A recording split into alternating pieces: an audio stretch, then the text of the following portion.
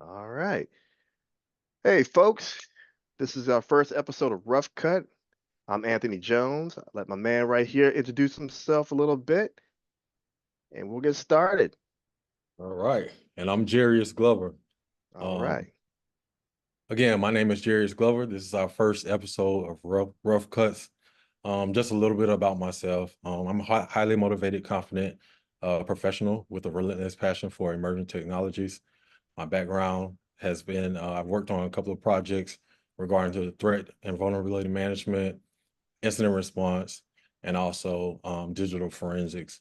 Just a little bit about my background. I'm a graduate of Florida Agriculture and Mechanical Universities. Go Rattlers! With a bachelor's degree in information technology. And I'm a part of the oldest and coldest fraternity, Alpha Phi Alpha Fraternity Incorporated. Yes, you are. And so am I. So am I. So, my name is Anthony Jones, and a little bit about me. I'm a cyber threat intelligence analyst. Right now, I am working out of my closet office or closet, as I call it, bat cave, whatever you want. Um, I am also a part of Alpha Phi Alpha Fraternity Incorporated. My background mostly has been in intelligence, and largely it's been all source intelligence, putting information together and giving it to stakeholders so they understand what they can and can't do with their environment. So the goal of this program, and this is the first episode of Rough Cut, is for us to share our experiences with you so that you don't fall into the traps or the pit holes or whatever you want to call it of trying to break into cybersecurity. We're just two brothers, trying to pass information along. We're trying to be helpful and stay informed so we can keep you guys informed. But a little bit more about my background, and I'll shoot it over to my man. Again, I'm a cyber threat intelligence analyst. I'm in the United States Air Force Reserve. I've been doing that for about 17 years. Largely, my background has been in cyber. No, sorry, my background's been in all source intelligence. And for my Air Force people, I'm a 1 and 0 X1. So what I do, I brief commanders, I brief pilots, I brief anybody that's in uniform on threats to their equipment. That could be jets, that could be people, anything above.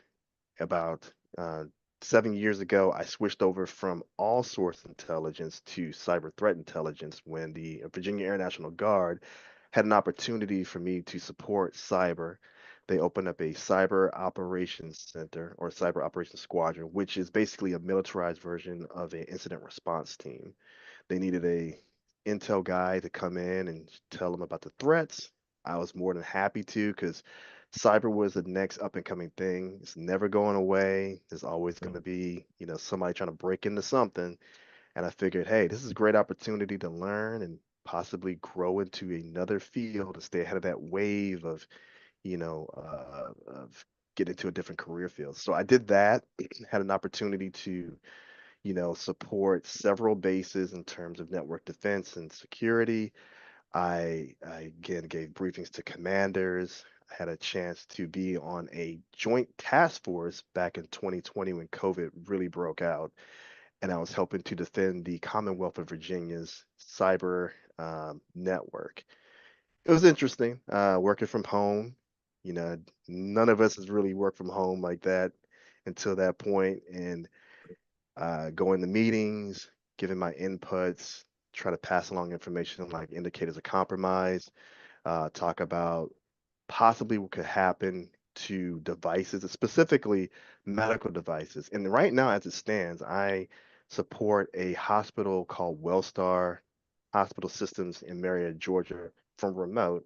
And my role in that is I talk about ransomware groups, and how they attack the hospital and encrypt the information or just flat out steal the information, ask for money, and if the people that they steal the information from doesn't pay, they publish their information all over the dark web.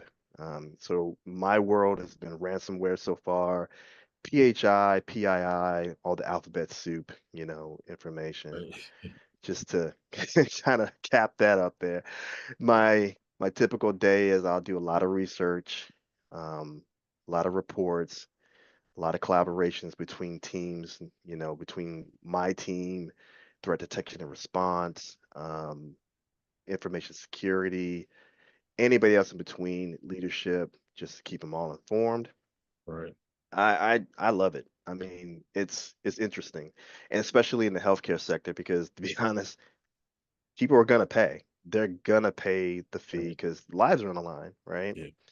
So the last thing you want to do is nickel and dime or try to like nickel and dime these groups, people stealing the information and just to find out that, oh no, this person needs to have their medical records because we're about to do surgery or it's a medication, a certain amount or whatever. You don't have time for that. So they're going to pay. But get to hopefully mitigate against that, you have really good security in terms of firewalls, you have backups, the whole nine. And all I'm doing is suggesting that they take this information and protect it as best they can. So that's a little bit about me. I'm gonna pass it over to my man so he can talk about his background, and we're gonna keep this thing moving. All right. So a little bit about me. A cybersecurity analyst. So I'm a blue team defender. I defend networks and defend assets. Um, like I said, I have background in threat and vulnerability management. So what that is think of you protecting your house, your home, right? And you're inside your home, and you have people outside your house, which are called adversaries, right? So I try to, find, make sure that those people or that I'm ready to defend whatever they have or whatever they're thinking about doing to infiltrate, which means to get into my home. So I look at the tactics, techniques, and procedures that they think that I think that they'll use in order to break into the network or gain access. Also, vulnerability management, and make sure that everything is patched and closed off so that those adversaries aren't capable of getting in. So what that means, just like I'm gonna give the analogy again in regards to your home, making sure that your doors are locked, that your windows are closed, that there's no way that that the threat has potential to get in. So again, blue team defender, and that's what I do on that side. Also, have some background in incident and response, and what that is, it's an incident that occur, and how quickly can I respond to that incident. We know that incidents occur daily, and we hate that they, we hate that they come, but we have to plan um when they actually arrive. So you have a plan. I'll detect to see what's going on with the incident. I'll fix the incident, and then I'll make sure that the incident will not occur again. So I'll come up with the plan, check the incident out, detect it, look back into it in regards to what happened, what took place, just to make sure that that problem won't occur again. So that's a little bit about my experience as a cybersecurity analyst. Um, and I'll pass it back over to Anthony. See, I like how you explain that because a lot of this stuff resonates with me. So as you're doing the actual remediation, I'm in the Mhm. background telling you honestly where to look. So Intel is more like, hey, there's a haystack, there's a needle. I may Right. not be able to tell you where the needle is in the haystack, but I'll give you some really good ideas of where to start looking. Hmm. So we on Blue Team and CTI, we work in tandem. I mean, Right. we are looking into reporting for, you mentioned TTPs, and that's really good because there's something called a MITRE ATT&CK matrix. And for those who are new to the industry, the MITRE ATT&CK matrix is a historic database in a graphical form of what an adversary has done previously, how they broke into a network from the beginning all the way to the end, which they call impact on objective or target of getting the information out of the network or destroying it or defacing something. And as we're going through something called a cyber kill chain, which has been a Lockheed Martin IT, model. right. Yeah, so Yeah, we're looking at that and saying, okay, based on how this person or people moving through a network, we can almost assess, which is a tough thing to do, who we're dealing with and right. where they're going next. So if they start out phishing, with a phishing email, they click on a link, or sometimes you don't have to click on a link, you just mouse over it. It drops the malware in the system, then it And tries then, to escalate so, privileges, yeah, tries to establish persistence, and then it keeps going down the list from there. What I typically do, what I'm supposed to do, is to take those patterns and say, okay, hey, my man, based on what we've seen so far in this attack, they might be going here next, or here next, or here next. So you might want to start looking into the logs or the records or whatever they're, doing for the mitigation or to stop the enemy adversary and say, okay, you know what? That's really good. We found something going on here that might be them, and this is possibly where they're going after that, and after that, and after that. right. So we're both feeding each other's processes. You're looking and seeing in real time what the adversary's doing.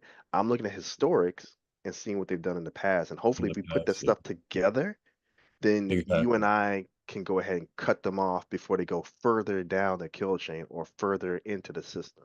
Hmm. So a lot of times people always talk about this word called attribution. And attribution means, okay, who did it? That's a tough subject to get into, Yeah. especially nowadays, because you have people who are trying to pretend based on historic tactics, techniques, and procedures to be someone else. So it Hmm. might be, say, North Korea, and they might be doing a lot of the hacking, but they're making it look like they're Iran Right. They're based on making, how they're doing it. You know what I'm saying? So right, based on how they exactly. based on how they're doing it. And then even get another layer to this, sometimes it is, say, North Korea, because North Korea has something called a hacker for hire program. Discovered Hmm. this back in 2020, where it's like you give them the money and tell them to target, they'll take their expertise and their tools and they will go and attack a target. So you're like, okay, it's North Korea attacking, but where are they getting their funding from? So it makes it even harder to figure out the true source of like why the attack has even happened, Happening, yeah. you know? So And there's then a those are your APTs, your advanced um persistent threats. Yeah. persistent threats. Yeah. Yes, it's a layer. It's like an onion. It's got a lot of layers to it. And with AI nowadays, Yeah. AI and the adversaries are using that to try to, Yeah, most definitely. create those tactics, techniques, and procedures based on other adversaries' movements. So it's like it may not be North Korea. It may not be Iran. It might be, I don't know, China. It Yeah. might be them. Right. And as defenders, you and I, we have to like try to figure that stuff out. And a Right. lot of people jump the gun. Right. And we also have to stay up, ahead of ahead by looking at, we talked about the MITRE attack framework, but you have the MITRE attack framework and you have the MITRE what defend. So you look at the MITRE attack to see what those adversaries are doing, but you also look at MITRE defend to see how you can defend the network, the company, your assets as well, to bring those together to be able to see, the full scope of things. Hmm. See on one side how the offensive side is playing, and on the other side, see how the defensive side, how you're gonna, protect yourself. So Hmm. And you know what? You said defense. I honestly like defense. I like, or offense. I like to attack things. I yeah. do. I feel like you find out more about something that you're trying to defend by trying to attack it. Trying to attack it. So, Yeah. I'm a red guy all day. And, Yeah, red team.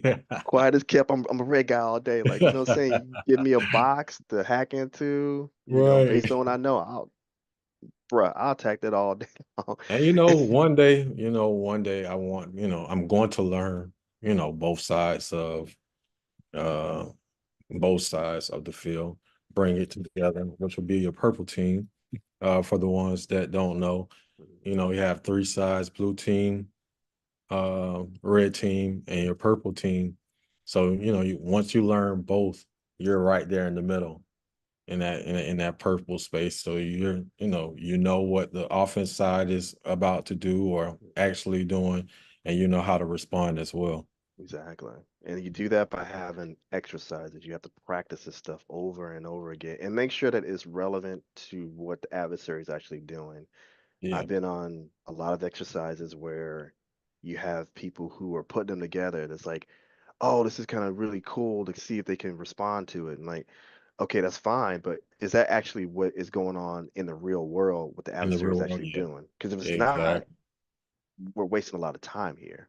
Yeah, So you have to make sure that they're on the same page about, I get you think it's cool. However, I need you to mimic what the adversary is doing, not what you think, it would be cool to kind of trip people up. right, exactly. Because once that incident or once that that issue strikes, you have to be able to respond, and sometimes, things could get remediated quickly, but sometimes it takes a while for, that stuff to get remediated. But, um, you have to be in your A game at all times because Hmm. the adversaries are coming Oh, and they're absolutely. coming full force, you know. And you know what? Defenders, you got to get it right every time. An Yeah, adversary, you just have to get it right once. And that's once. it. That's it. That's why I guess I like attacking so much because I just have to get in one time and I'm good. And then you're good. Once you're in, you're in. Hmm. Once you're in, it's like your playground. You're in until, uh you get shut down. But like you said, defenders have to be on their A games at all time because we have to, you know, protect assets. Money is being lost and we're racing against time. You have, disgruntled um customers out there, Hmm. disgruntled stakeholders out there, and they want to know this information, immediately. Sometimes you can get the answers to them in a timely manner, and sometimes it really takes time and effort to look into different situations. So Hmm. yes, that's true. And that takes a lot of training. It takes a lot of analysis. Right, And the one thing that is the common link between what you do and what I do is that we use frameworks, we use right, um, models. So depending on what industry you're in, you might use NIST or, right. TOGAF or, you know, pick a model. Mhm. Where in my sphere of influence, I use something called the intelligence cycle, which Oh, is a beautiful thing that kind of you can overlay on any operation, whether it's strategic, tactical, or operational, that helps us kind of focus our efforts on trying to get you an answer to the question that you have as to where's the adversary going, what is their intent, right, what's the end goal, all of it. Which in future episodes, I'll probably give an episode on the intelligence cycle and all the, pros and cons of it. Because, as we're going around, it's a process that's ever spinning in the same direction. Sometimes you have to go back and revisit, but then sometimes you can go forward. yeah. So we'll definitely talk about it. And based on the industry and the sector that you're in, Right. it could be a fast process or it could be a very slow process, but it's Yeah, methodical. true.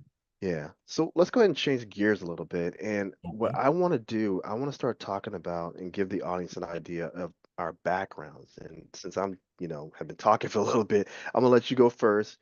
Tell me about where you grew up, your hometown again, Okay. how you got into cybersecurity. Just let's get into like, how did you get to where you are today? Okay. So a little bit about me. Again, my name is Jarius Glover. I'm from Orlando, Florida. Born and raised in Orlando, Florida. Um, from a young age, I grew up around computers. I just enjoyed being on the computer, whether that was playing games or, learning how to type, learning, things of the system, things like that. So I always had a passion for technology.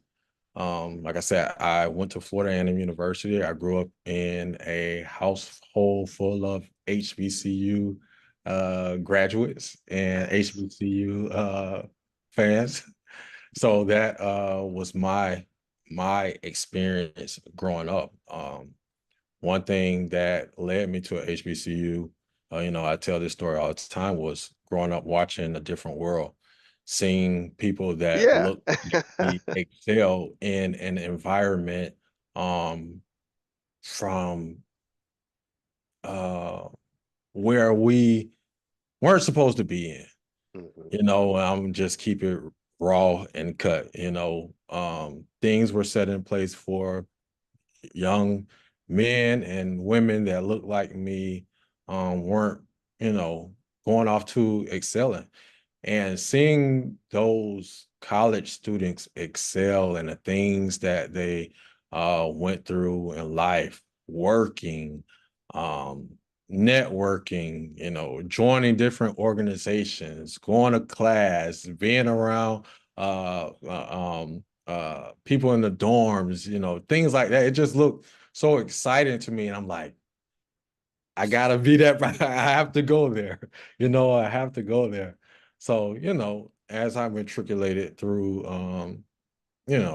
my education, I end up going to an HBCU, and it's one experience that I would never, uh, uh, forget. You Ah, know, lucky, lucky, lucky. it was just a rewarding feeling, where you can go around and meet different people from all walks of life, Mhm. you know. Um, so during my undergrad years, I majored in information technology. I really didn't know what I wanted to do with it. I knew I did not want to be a programmer because I started in systems. So me being behind a computer programming for hours, um, that wasn't my thing. But I graduated in 2013, did not enter the field, worked in various sectors of my profession. I was an educator. I worked in elementary education, taught on that level, and then I matriculated through higher education where I worked in financial aid. It wasn't until the pandemic where I knew that a shift was happening. Mhm. Um, and I prayed about it. I'm like, I have to do something that I love. And it took me back to tech, and I didn't know what I wanted to do, but during that time in tech, um, they were asking for a lot of cyber analysts and engineers, things like that, because during, as we, know during the pandemic, um, you had a lot of adversaries out there, a lot of Yeah, scammers we out did. there, Oh God, yeah, we trying did. to infiltrate systems, write documents, send them in, void calls, robocalls, trying to Yeah. steal data and things like that. And I'm like, that's my lane. That's my lane. So Yeah. I, uh, getting my hands dirty, not knowing where to go, what to do. But that's when I stumbled on, these different cloud-based platforms like Try Hack Me, Hack the Box, BTLO, Let's Defend. And I started putting my hands to work, man, really understanding what a day in the life as a cybersecurity analyst looks like. What does it feel like? I didn't really understand at that point what they did, how they did it, and um I didn't understand how to get the experience until I stumbled upon those cloud-based platforms. And I think I was sharing with you earlier that um as I graduated from college, I tried to apply for um different tech jobs, and I would get rejected because I didn't have the experience. And I'm like, well, how do I gain the experience if you don't give me the experience? Where Right, do I start? And right. I think that's a thing. Like, people are looking for a place to start. Had I known where to start, I think I would be further.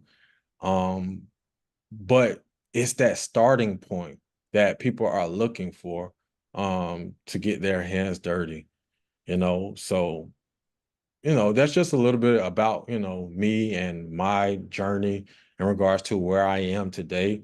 It has not been easy. It has not been easy. I jumped through a lot of hoops and backpedaled and went forward and went backwards again to go forward and shifted so many times. But, I can say that at this point in my life, or where I am now, I am happy that I am here because I've gained a lot, I've learned a lot, and I met valuable people. That's good.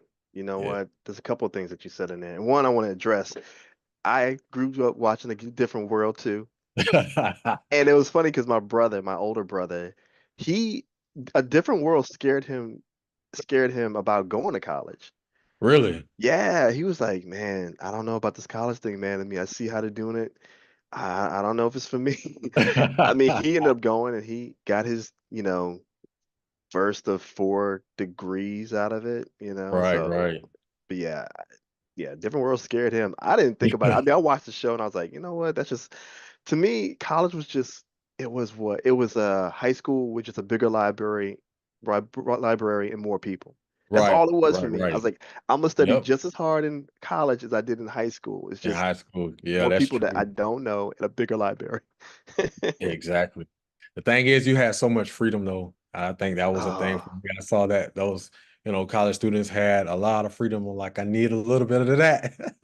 I need a little bit of freedom in my life. But no, it was, like I said, very rewarding. And, I talked to some of my college constituents to this day. I, go back to homecoming every time, that's what's up. and just to see people that you walk those halls with and where they are in life, and it's rewarding, man. It's a feeling that I can't even really explain. It's just having to be there and be around it and see people grow and evolve. Yeah, It's dope. yeah. Yeah. Well, I didn't go to HBCU. I went, I was around people who went to HBCU. Gotcha. But so, okay, I guess getting into my crazy story. I grew up in Spartanburg, South Carolina. So for those that know South Carolina well, it's the upstate. So along 85, Okay. and I went to high school at James F. Burns High School, and it was a lot of racial tension in that particular time period, but in the 80s and the 90s. Okay. Um, I did not initially go or even back then knew cybersecurity because cybersecurity just wasn't really a thing. The internet really for us didn't come out until 1997. I remember Yeah, being a senior in true high enough. school. Yeah, and we got the one computer in the school that had AOL on it. Slow, dial up, Dial just up, yeah. I remember those dial up yep. days, man. So we didn't have the internet, so there was no cybersecurity. There's none of this. So that's how we grew up. And so my journey wasn't cybersecurity, like I said, it was geophysics. And the way Okay. I started out, I figured out I wanted to be a geophysicist in high school in a biology class my sophomore year. And there was an earthquake that Mm, happened a year before, and we had to get a presentation in a biology class because the teacher was like, "Look, you're gonna go to college soon. You gotta learn how to public speak. So here's some right. magazines like Times and New York Times, stuff like that. Mm. Pick an article, give a 10-minute presentation on it. I saw the Northridge, California earthquake, fell in love with earthquakes. I was like, this is what I Wow. want to do. This is my jam. This is my jam. So from that point on, I ate earthquakes, slept it, breathed it, all of it. And I that was my passion. So if the passion was a fire, my high school guidance counselor threw gasoline on that fire, and she told me and my older brother so many words that we were not college material. She just Oh, flat out just like, yeah, this is going to be a little too hard for you. BMW had just came to town with a big factory, and it was like, they're hiring a bunch of people. You might want to think about BMW. And there's nothing wrong with that. I'm not saying right, that right, that's what you want to do. That's fine. But I was dead set on being a geophysicist. I'm like, this is what I want to do. And I right. didn't I didn't argue. I didn't, throw a fit. I just thanked her for her comments. I left and I was like, all right, I'm gonna do it. This is gonna make me want to do it even more. And I made a promise to myself. I was like, I'm not coming back to this school after I graduate until I get my degree in geophysics. And I didn't. And it took me 5 years because my program was 5 years, but and I struggled. I got it. Same here, man. Yeah. Same here, man. Same, Oh God. same. I struggled. I ended up going to the University of South Carolina, so I'm a Gamecock. Um, Okay, Luckily, they had my major at the main campus in Columbia, South Carolina, which is where the capital is. So for okay. 3 years, I spent my time in Spartanburg, South Carolina at USC Spartanburg, not upstate. They changed it. It's like, okay, it's upstate. No, no, it's USCS for Gotcha. us old heads. So I went there for 3 years, and then my last 2 years I went to the main campus, and I did that to save money because I didn't want some crazy student loan debt coming out All the right, gate. man. Um, I did that, graduated. 2 months later, I got a job in my major working in Charlottesville, Virginia, and I wasn't doing studying earthquakes. However, I was studying a little bit of everything, like Right, right, right. seismology, uh, gravity, resistivity, electromagnetics, all of it. And I was loving it starting out, but it was a lot of travel, so I got to go to places around the world that most people read about in books. Right, And I ran into some EOD or unexploded ordnance guys who were ex-military. So what I would do in my role, I take a glorified metal detector and I walk up and down these lines looking for bombs and bullets that hadn't yeah. exploded on impact ranges. Because the military, the way they operate, it's like, okay, we're gonna test our weapons, we're gonna always have the land, it's gonna be cool. And then they Hmm. find out, oh, we're shutting the base down and we're gonna give it back to the public, but we gotta clean it up first. So they hired my company to detect stuff they couldn't see on the surface. And Wow. I ended up doing that right out of college. So I can safely say I've been alive longer than I should have. I probably should have died when I was like 24, but it's all good. It's all good. I'm Listen, here. but we're here today, man. It's That's right. all We're that here. matters. We're here today. So like I said, I ran into a bunch of ex-military guys that was looking for bombs and bullets, and it was like, Jones, with that crazy degree of yours, if you had a security clearance, you could write your own ticket. And I'm like, cool, sign me up. How do I do it? Join the Right. military. I'm like, yeah, man. I mean, I'm older. I don't see myself like, going into active duty as an older guy, getting told by a younger guy to take out the trash. And it's like, no, just join the Guard of the Reserve. I'm Yeah. like, okay. So I will stop by a reserve office in Spartanburg, well, actually Greenville, South Carolina, and I was like, hey, so I thinking about joining up, and this is my background. I took the test, the ASVAB, That's scored bad, really yeah. high. Yeah, scored high enough to qualify for everything, but she wouldn't tell me what I could go into. She's just like, you qualify for everything.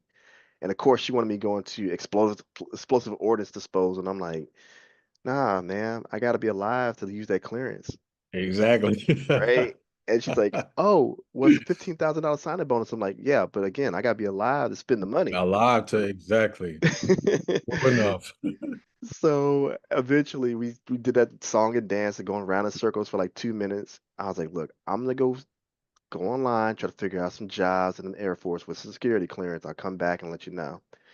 I went on about.com, looked up those jobs in the Air About, Force. oh man, you I took it know. back. I Oh, know. It was I way back. I'm telling you, haven't man, it's heard like, about.com in a long time. yo, that was 2007. So it was a it was a while Wow. ago. Um, Yeah.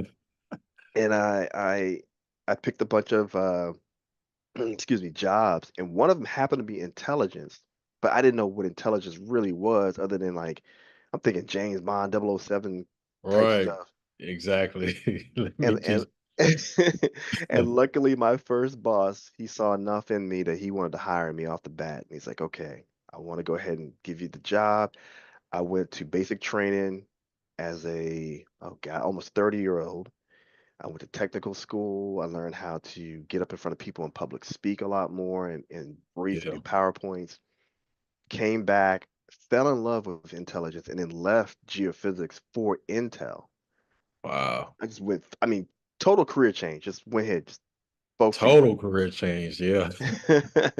So I did that, and the dream of being a reservist is to take what you know, you learn from the military, and then use it to get a job in the real world. And that's what I Right, did. right. Yeah. So ended up moving up north, supporting like the Army and their intelligence program. Then did that for a few years, then came to Central Virginia, where I am now, Okay. supporting a squadron down in Langley Air Force Base in Hampton.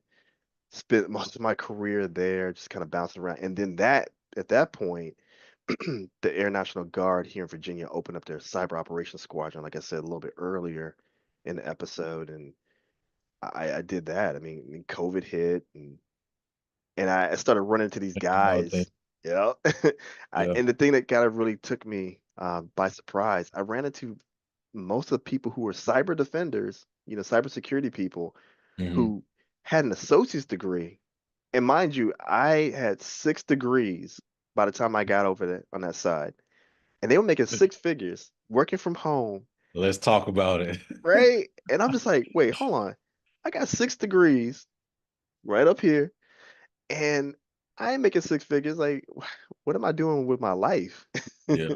So then it really taught me to dive deep into trying to figure it out. And not only for the money, but just really, I needed to be able to communicate with those guys. Right, right. Because they say, okay, hey, there's a DDoS happening right now, blah, blah, blah. What's the intelligence about, behind it? I'm like, okay, first of all, DDoS, I don't even know what that is. Right, right. I was like, you need to slow it down a little bit. Like, slow it What? down. Like, come in. So at that point, I was like, look, I know the intelligence. I know why and who. I just don't know how they're doing it and where they're going to go next because I don't know anything about networking. I don't know anything about attacks. So Yeah. it drove me to start getting certifications and trying to educate myself a lot more. So then I ended up going back to school to get my cybersecurity degree, which I got last year, and Okay. then to try to get more certifications to get myself a little bit more knowledgeable. And the thing is, I didn't know what I was doing. I was just kind of listening to the crowds, like, you should get Security Plus. Okay, I don't know what I'm gonna need it for, but okay. Does it help me understand you a little better? Yeah, I'm like, all right, I'll do it anyway. So the Right. military paid for it. I got that, and then I got my other certifications like CEH because the military paid for it, Hmm. and it helped me really understand and talk to them a lot more. I'm going to be completely honest about that. But I didn't have a clear, defined path as you've heard so far. There was no cybersecurity right up the middle. No, it was more Right. like sooner or later. And now here I'm in cyber. The same for me. As I stated earlier, no clear path. It's like I went forward, went backwards to go forward again to venture off and find my way um throughout the journey, man. But Yeah. you know, I I my thing, what I want the viewers to understand is that it's okay without that you don't know. I Yes, know I agree. we put so much pressure on ourselves sometimes, and my younger cousin asked me like, cousin, you're doing so good. What are you doing? Tell her, I don't know. I just don't quit. Yeah, you can't I'm not a really. quitter, so I'm figuring it out day by day. Things change day by day. I just know that I can't quit and I have to keep going. You know, um, some people once they get a little flustered or things don't go their way, they're ready to throw in the towel. But with me, I can't quit. I don't know what else to do because where I'm at right now doesn't feel good. Mm, So it's either I'm going to stay here or figure out how to get out of this place that I'm in. right. And that's the only way to go is forward, Yeah. you know, and figure it out along the path. You just got to keep walking. hmm and that's it. And Yeah, I like the points that you're making because a lot of us coming into this, we don't know how and where to go. We yeah, don't because the unique thing about cybersecurity is that it takes whatever it is in your background and enhances it. So when exactly. people are trying to model themselves after somebody else's journey, it never really works. It's It's not not going to work. cybersecurity is not a traditional track like biology or math or Yeah, history. It doesn't have like its roots in structure. If you really think about it, again, the internet for me didn't come out until 1997. yeah, So in comparison to all these other disciplines like the ones I just named, it's very, very young. yeah, that's true. And people are doing career changes, and cyber is really good for a career change because again, it takes what's in your background, enhances it, but when you're trying to find a path for yourself, it can be a bit difficult. And then Yeah, it's discouraging when you're not getting the results that you think you're getting based on the other career fields out there. most definitely. It's Most definitely. so you have to really be resilient and you have to keep trying and you have to talk to people. And that's why I think most cybersecurity analysts trying to start out really struggle with because a lot of them like, well, okay, just give me the resources. I'll read a book, I'll get a certification, a degree, and that's going to be enough. It's like, no, you have to Yeah. get out there, you have to network, you have to talk to people, you got to put yourself out there, and you have to show them and showcase what you can do. What you exactly. So, and that leads into the next topic of industry, industry topics that we're going to talk about. Like, we have gatekeepers out there. We have, there's not a lot of minorities like us in this market. True. And I hear all the time it's like it's hard to break into cyber. There's like a need for more professionals out there. It's just you have people that are in the way Yeah. that they think they have an idea of what a good cybersecurity person is supposed to be. They really don't and the reason why is because the threats change all the time, All you all the know, time. all the time. So there's All the no, time. yeah, so there's no clear, okay, this is the type of person I need in my organization. Like, Yeah. no, you just need a body that you can train and teach and be teachable. Exactly. That is what you need. You need somebody who's teachable. You Yeah. don't need somebody who's hard-headed. You don't need somebody who's stubborn. You could be, and I'm gonna tell you, viewers out there, I've worked with people before who are the smartest people I've ever met, but they can't talk to people. One, All they're soft difficult. skills. Yeah, no Yeah. soft skills. They're difficult to work with.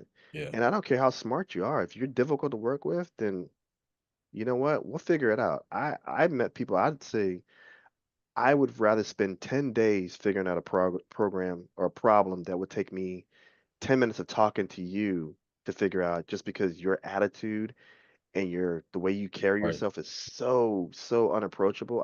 I'd rather do that than deal with you. Yeah. And You just I'm glad you brought that up because, you know, like I told you, I was in education and I used to tell my students the same thing. The way you treat people will follow you. No one wants to work with someone with a nasty attitude. And we're just keeping it real when we're, at a young age, we're just thinking that we're going to school but we're actually working in a group trying to figure, I guess, life out at that young age as well. We have Mhm. a lot of things going on in our life. We're trying to, do our schoolwork, but we're networking in small groups. And, I used to tell them, you don't know who you will run across, Thank in you. this lifetime. Don't burn your bridges. Do not burn Don't your, burn your especially bridges. especially in this field. Like Yeah, you think that okay, this field is big based on numbers, but it's really right. small in comparison to other fields. So go on LinkedIn and you start networking, you'll find that Yeah. the person you're linking with has connections to other people that may Other be in your network that you don't Exactly. know. Like I run into Exactly. people all the time. Like, oh yeah, I didn't know you knew this person. Yeah, you don't know. And if you have a bad experience with that person because it's your fault, that'll Yeah. follow you. That Oh yeah, literally most will follow definitely. you. The world is so small, man. We Oh, think it's so man, big, but it's so small. yeah, It's very, very small. oh, it really You is. know, you don't know who knows who, and how they're, connected. Hmm.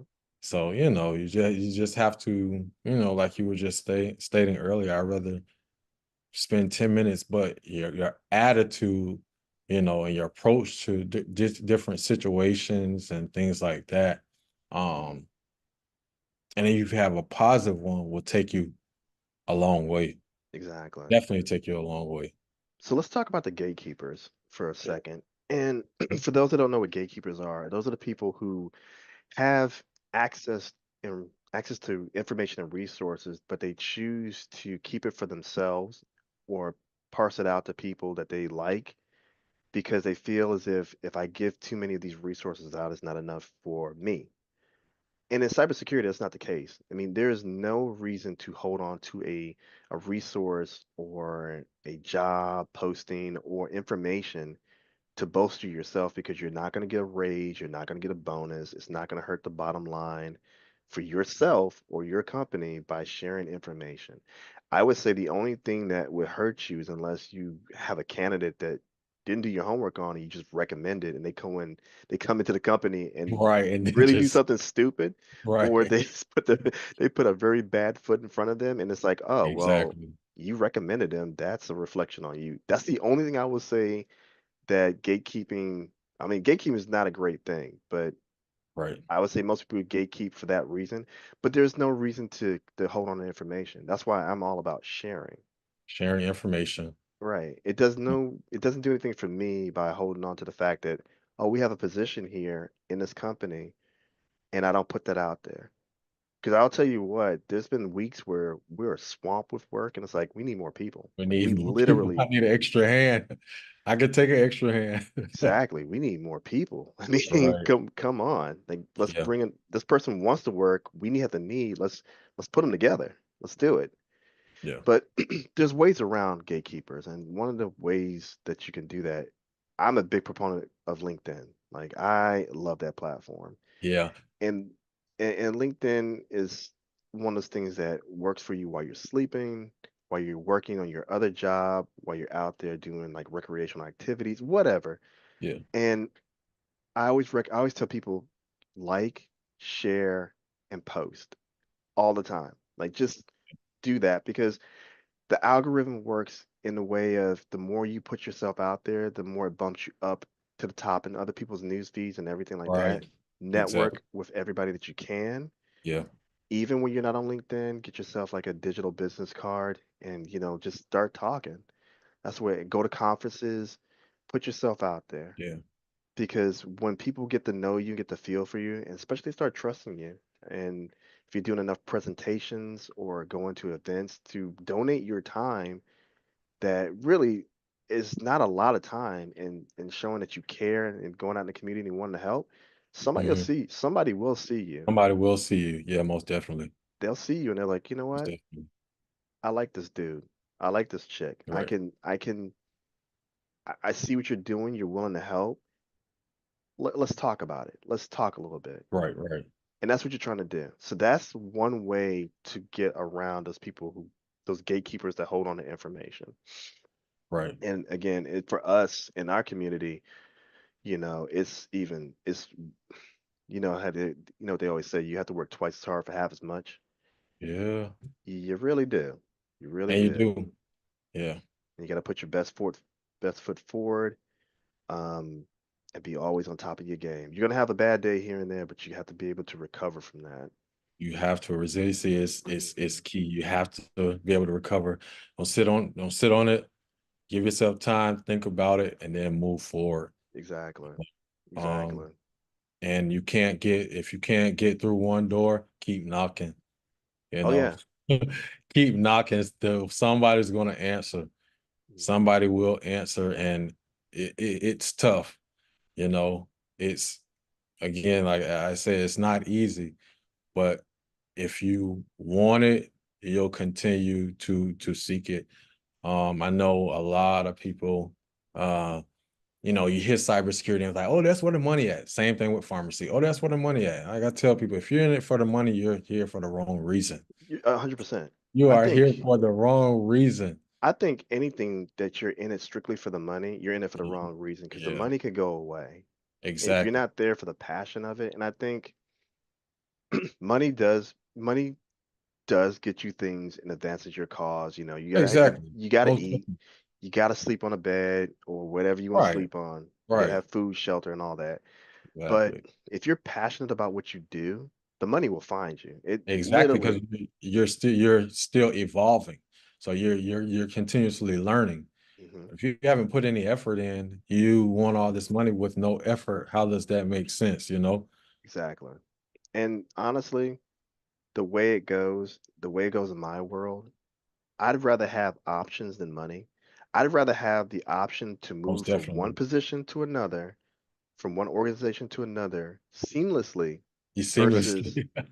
not and then making a bunch of money in a position that I'm miserable in. That you're miserable in, most definitely. And And I think I saw a post like that on LinkedIn the other day, and I, responded. When you have the power in your hands as the employee to where you can move and maneuver the way you want to, man, it just feels so good when no one has that strong hold on you, you know? mhm. But you It's have those options and your asset.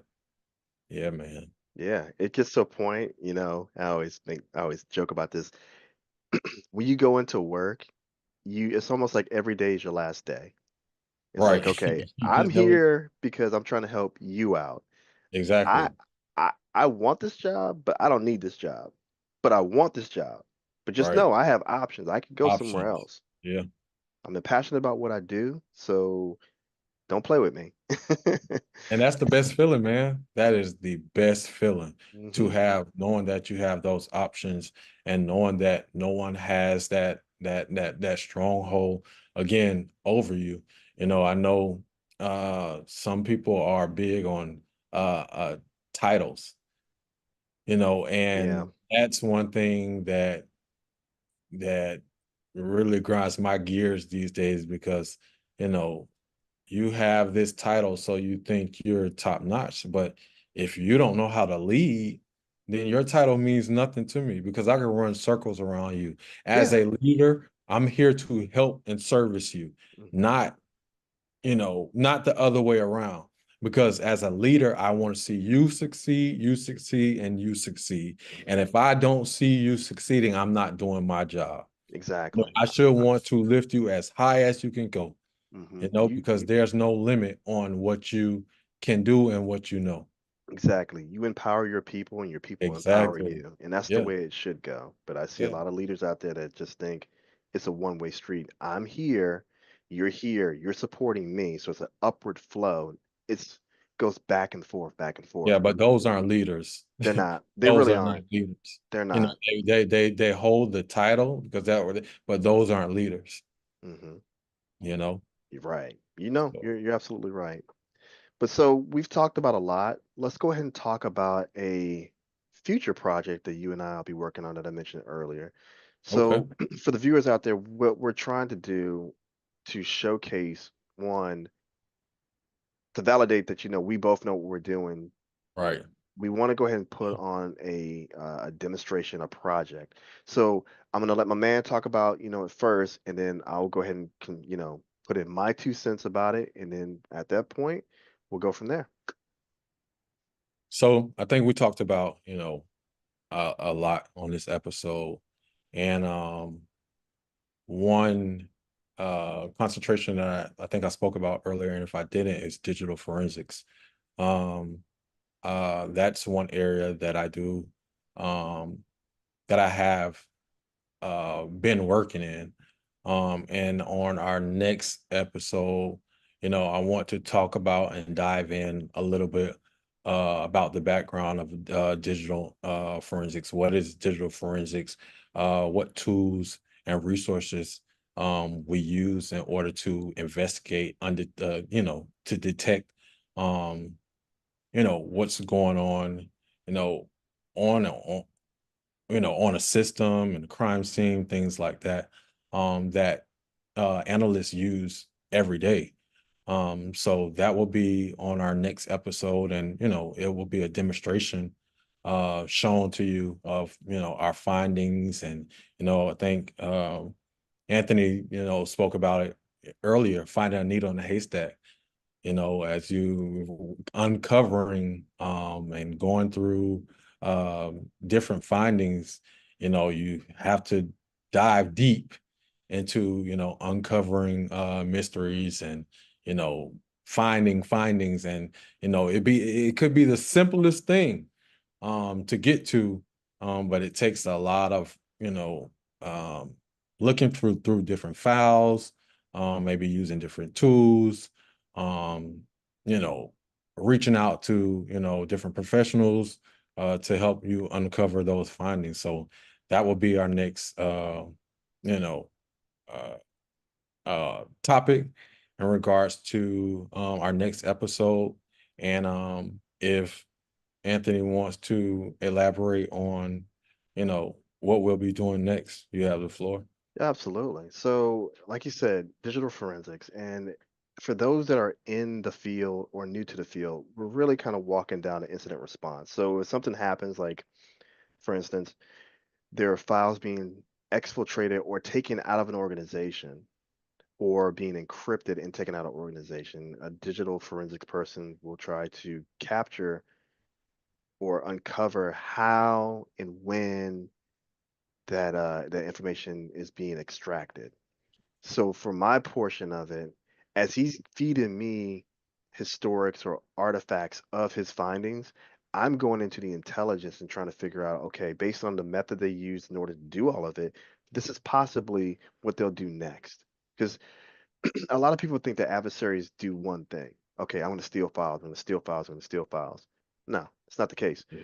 A lot of adversaries, they'll steal files and they'll also do something called persistence, which means they'll try to dig into a network and stay there for a long time. So as you're Time, yeah. closing a door or sealing a door or whatever analogy you want to use, they're creating windows, metaphorical windows that can open and then climb back into the system. Mhm. Um, I've gone on symposiums and seminars that says, okay, when you're have an adversary onto your system, you can almost assume that they're always going to be there, just because if they're smart about it, they got in one way and you sealed that portion up, but there might Right. be another way that they're getting in, or at least establishing themselves that or burying themselves so deep into the network that you can't even see them anymore. And then when everybody Mhm. thinks it's all over, they'll start spinning up their tools Yeah. and then escalating privileges. And that's where the digital forensics really helps to determine that.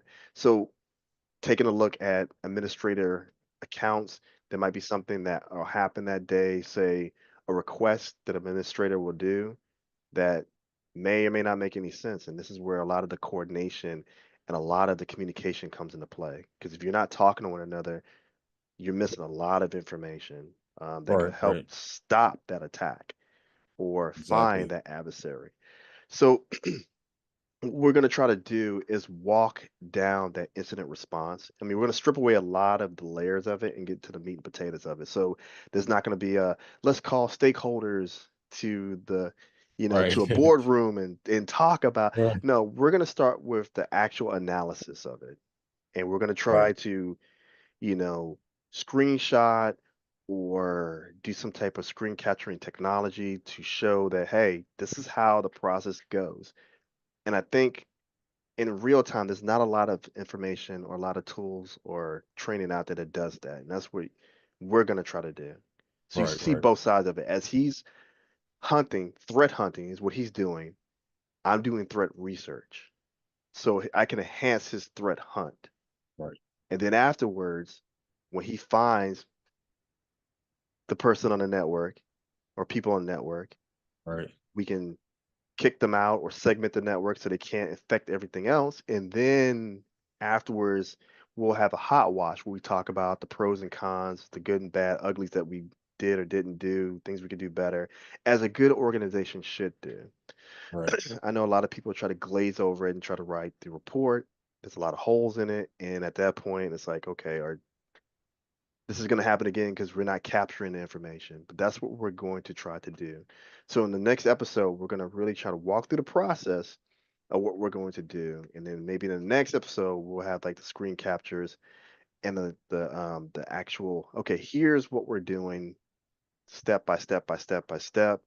And then we'll have a hot wash to explain, okay, this is why we did what we did. Maybe there's another tool out there that we could have used. And all these tools are open source tools, Open source. free, Right. Exactly. because I'm not a big organization, nor is my man over here a big organization. Exactly. I don't have it. You I work with don't, you work with what you got access to. And exactly. Open it, source, free tools. So exactly. If it's free, it's me. it's free as me. And you know what? You could get a lot done with free tools, but we're gonna try to use Exactly. Most everything. definitely. Yeah, we're gonna try Yeah. to use everything that we get our hands on and pass the savings on to you. Exactly. Yeah. So this has been the first of many episodes of Rough Cut. I hope that we have given you a little bit of a background into what we do. There's been some nuggets of information you guys could take from this and learn. We're just here to pass on knowledge. I mean, I know there's other platforms out there that does the same thing, but maybe, just maybe, in us talking, to you, talking amongst ourselves, there's something that resonated with you. And if it does, please reach out to us. I mean, you can find me on LinkedIn at Anthony L. Jones MS. I can post my LinkedIn link, if you will, in the somewhere where you can find it. Link with me, talk to me. I can give you some tips on how to, make your LinkedIn profile fire, resumes. Just let me know. I'm here to help. And same here. My LinkedIn is Jarius Glover. And I'm there. I'm accessible. I'm always on LinkedIn. You could, DM me, reach out to me, and let's just collab. And if I can help you in any way, shape, form, or fashion, I'm here, to pass that information on and, you know, see you win, man. All right, folks. Well, this has been episode 1 of Rough Cut. You guys have a great night, evening, or morning, wherever you are in the world.